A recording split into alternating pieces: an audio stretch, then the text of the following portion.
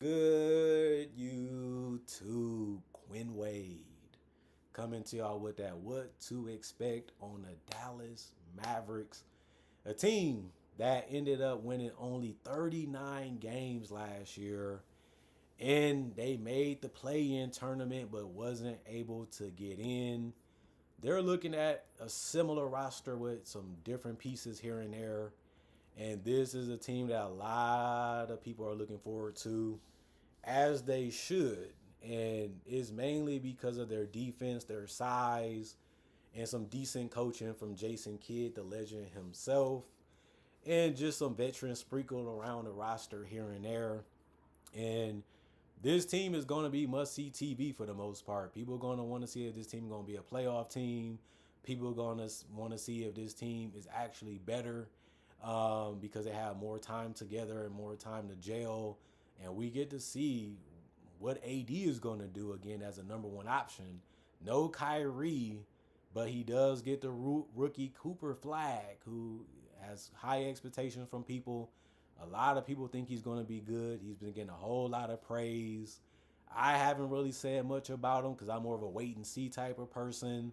I do have a breakdown coming out for him in the future when he get a couple games under his belt. But he does look NBA ready, body wise. He does have the skills and the understanding how to play the game. And we'll see if he's going to have a rookie of the year type of season, which is going to be needed for the Dallas Mavericks to be a playoff caliber team, even if they make it to the play-in tournament again and try to fight their way into a playoff spot. He's going to have to be a big part of what they do. And most people feel like he can be able to do that, and we will have to see. But Daniel Gafford, he's back. He ends up being a great rebounder, great finisher, a decent rim protector. It is good to have him in Lively with Anthony Davis. They're going to be tough to score on, especially in the paint. They're going to wall you off and try to keep you on the perimeter. That's going to be some tough shots, some tough chucks. But Anthony Davis has been one of the best defenders in the league for a long period of time. He still has the athleticism. He still has the mobility. He still has the length. He still has the communication and the understanding how to play it the right way. He just don't have to worry about playing that five that much, which is one of his reasons why he didn't really want to play in LA too much, because they kept forcing him to probably beat a five every night, depending on if the center was healthy. He don't really have to worry about that at all because of Gafford and Lively. And they also have guys like Dwight Powell. They can give you some minutes there too. Um, I do like what they did with the roster. They try to find guys that can create and also knock down shots while still being able to give space into the bigs, because Gafford and Lively are not shooting type of bigs like Anthony Davis can do sometimes. And even he's not the greatest stretcher as a big. They are going to have some clunky possessions, some tough possessions sometimes, trying to find a way to get the ball to certain people. And then it's just going to be, can they knock down enough shots from the perimeter themselves to be able to beat other teams when things get tight and things get close.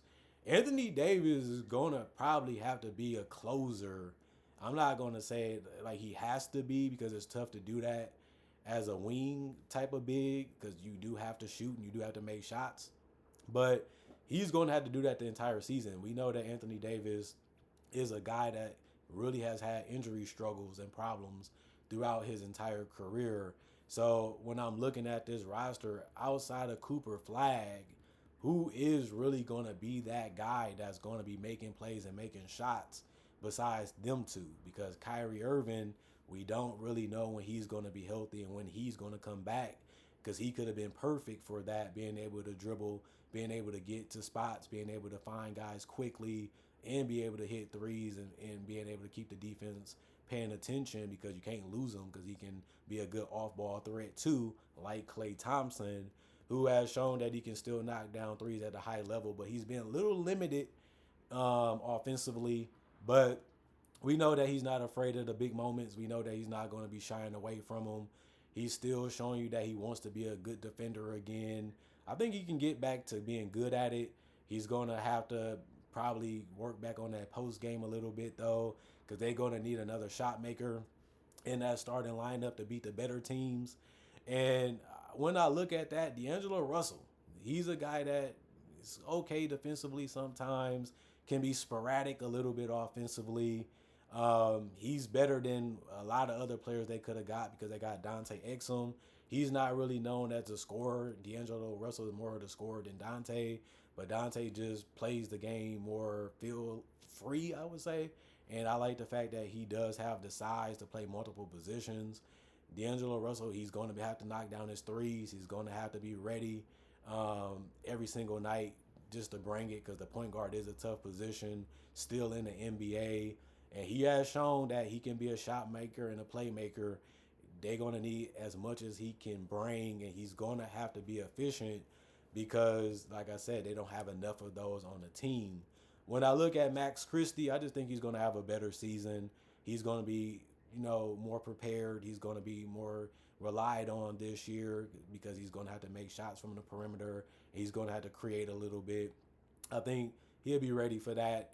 He's definitely going to work on that this entire offseason. And I don't think he's going to be questioned with that as the season continues to go on. Jaden Hardy, I expect him to have a little bit of a bigger role just because of the gap of having no Kyrie. They're going to need him to be able to bring ball handling and offensive prowess to the game. And he has struggled sometimes shooting the ball, but he has also had a lot of games where he can get hot or he can be a difference maker if you don't guard him or you don't defend him or you give him a little bit too much confidence. They do put the ball in his hands and let him make plays and decisions. So he's going to be a guy that I can see getting 15 to 25 minutes some nights just because they need somebody to bring a little bit of a spark or something different to the table. But Najee Marshall, he's another guy that can score. He has shown that he can cover the mid-range scoring. He can be a three-point threat sometimes. He can even get to the free throw line too. Caleb Martin, he's obviously going to be relied on to make perimeter shots throughout the entire game. This team also going to need big performances from PJ Washington as a rebounder, as a guy that can space the floor, especially in the corners. He's going to have to be able to be consistent with that like he has shown last year, but he has to replicate that this year. Brandon Williams, I don't really know what to expect from him. I don't think he's going to get a lot of playing time or a lot of opportunities. You can say the same thing about Miles Kelly, and those guys also include Musa. I don't think those guys are going to really crack the rotation too much. Matthew Cleveland, I would say the same. If they do play, I would be surprised if it will only happen because an injury came or occurred and they just need somebody to give 5 to 10 minutes. That's the only way I can see those guys getting on the court. But the thing about this team is they're going to be very, very hard because of their size. They're going to really be able to beat you up. They're going to be really able to rebound hard and gang rebound. That's going to give them more chances and more opportunities to score, even if it's at the rim or close to it. We know that Anthony Davis got the mid-range game. We know that he has the push shot game. We know that he's fast and still quick enough to get to the dunker spot and finish strong and fast. And, we know that Gaffer and Lively, as much as they're going to be around the paint, they're going to still find a way to be weapons because of that. They understand their game, they understand their role, and they know how to be efficient and effective in that. And they're going to set a lot of screens. They have a lot of bigs. They're going to do a lot of dribble handoffs or something to try to find a way to get easy offense for their perimeter players. They limited. They only can really do so many things. They only really great at so many things. And that's why we do have to say Cooper Flag going to have a lot of pressure on him to be a 18 to 20 point scorer because they already showing that we trust you. We know what you're capable of. We're going to put a little bit more weight on you. We're going to put a little bit more responsibility on you because we feel like you can do it and we feel like you can be that type of guy for us. So let's just start it early. The more you get accustomed to it, the more you do it, the more you're going to be ready and more prepared throughout the rest of the season. And then it's just about coming natural to you after that. I like what they were doing to him at Summer League. He's going to have a lot better players around him. He's going to have a lot better spacing, especially at the top of the key around him. Then it's just about figuring out what's the right play and what's the play that he needs to make, when to score, when to pass, when to dribble, when to get to the basket, how to use his strength and his quickness to get to the free throw line. He has shown a lot of that in high school. He's shown a lot of that in college. It just, can he have the stamina? He was a little gassed in summer league. He does need to have the weight because there's some big forwards in the game that he's going to have to play against, and he's going to have to battle against, and he's going to have to be able to blow past them. He's going to have to be able to stay in front of them. He's going to have to be able to finish with contact. But I think Cooper Flag, he's ready. He wants this. He feels like he's going to be one of the greatest. Most people putting him in that conversation already, that he should be an all-time great when it's all said and done, barring no injuries. And if that's the type of guy he's going to be, and that's the type of player that they expect him to be, and if he puts in the work and does it every single day in practice and scrimmage and in the weight room, he can become that by the end of the season. We have seen a lot of rookies have some ups and downs in the beginning of the season and then start to turn it around and start to figure it out a little bit more as the season comes to an end. Maybe he's one of those guys. Maybe he's a faster learner. Maybe they just find ways to switch it up a little bit to take some pressure off of him. And that's what they should do, because he's a guy that can also play on and off the ball. So they should use his ability to put the ball on the floor and make a jump shot or get to the basket. Or they should be able to see if he's a reliable three-point shooter in the corner and at the top of the key. Those are just ideas. Those are just things that make sense for what this team is trying to be.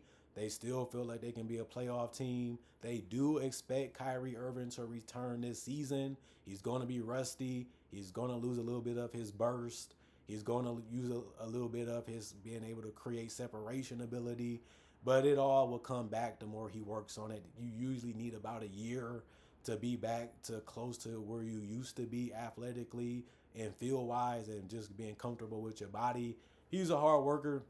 He was the number one pick for a reason. He knows what makes him great. He knows what makes him a special player. He's going to figure out what works and what doesn't work, and he's going to put the work in to make sure it happens. Most guys become great because they figure out what they can and can't do and just build up their strengths on what they need to do and not what they can't do and what they should be trying to do. You have a limit, you have a cap as a player, and at the end of the day, you have to live with that. You have to understand that. And if you do, it makes your journey in the NBA a lot easier and a lot more better, because you're working on what can get you the money and what can get you to be a great player for as long as you can. Once you figure the ins and outs, and once you figure out what you're trying to do, it's just about building counters and reading and reacting and seeing what the defense is trying to do and what they want to do.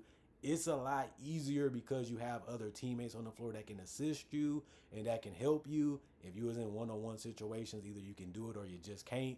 I'm a guy that believes one-on-one is tougher than 5-on-5, but that's just my opinion. That's just my analysis on it. But they do have some guys that's going to prove that theory to be right, because either they're going to be helping you get space or helping you get room to be able to help you score easier.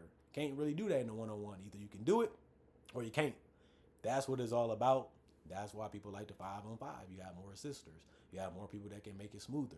You have more people that can make you a lot more confident, because they can make you open and they can get you easier shots, and they can even get your shots directly to the basket. And you can also cut to the basket because they have to pay attention to other players, which can help Cooper Flag too. I mean, if I'm playing off AD or they focus on AD, I might as well try to find a way to score, and he just has to find me. It can be just that simple. It can be just that easy. And I think Jason Kidd is going to do those type of things. He did it in Milwaukee, did it in Dallas so far, and I think that it will work again.